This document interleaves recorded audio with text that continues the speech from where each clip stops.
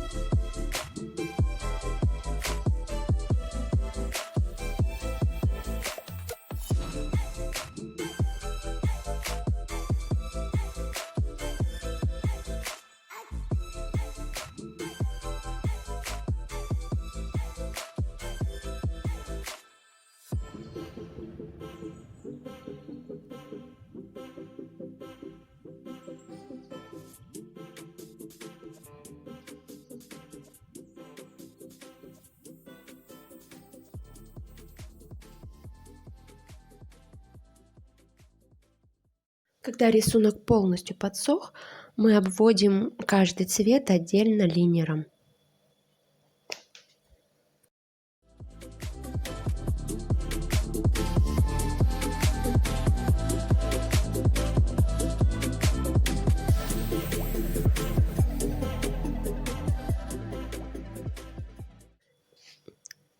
Обводим каждый цвет, и то же самое нужно проделать с фоном и с хвостиком от тыквы.